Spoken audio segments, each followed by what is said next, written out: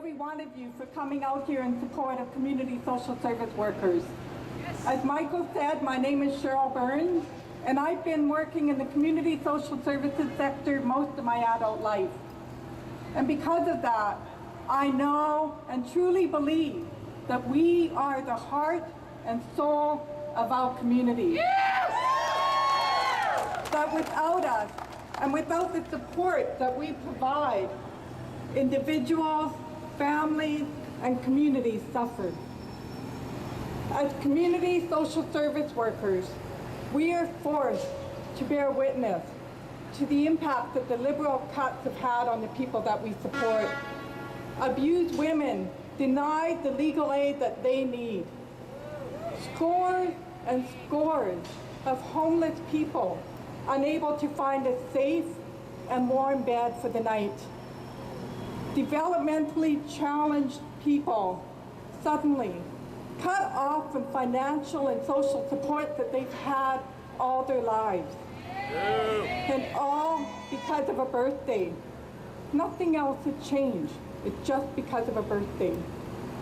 These kinds of heartbreaks and many, many others are the kinds of things that we're forced to bear witness to, and yet we're paid peanuts for the work that we do. We go home and we juggle to make ends meet. And as Patsy said, we have workers in our sectors that are forced to go to the food bank in order to feed their kids. And you know what? In spite of this, the government will claim that we are being greedy when we ask for fair and reasonable wage increases.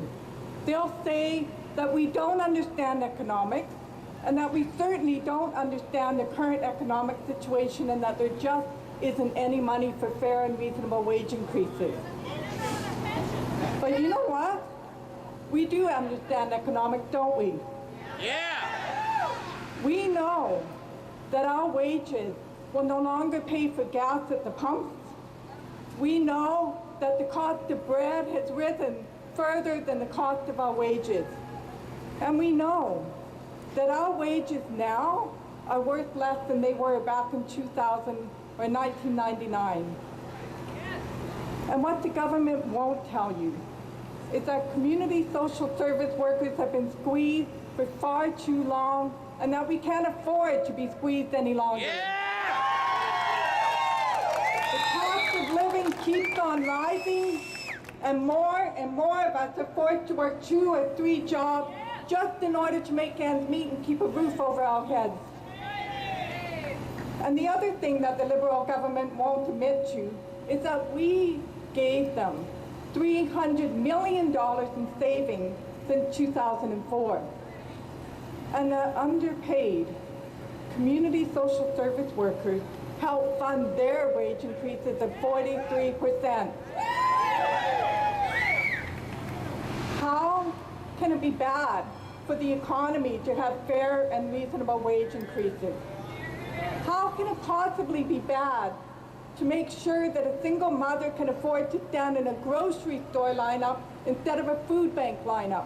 How can that be bad for the economy? Sisters and brothers, for every dollar that a community social service worker earns, $1 is pumped right back into our economy.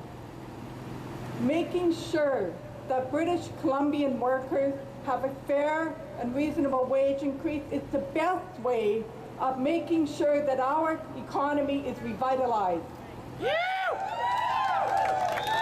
The money is there, sisters and brothers.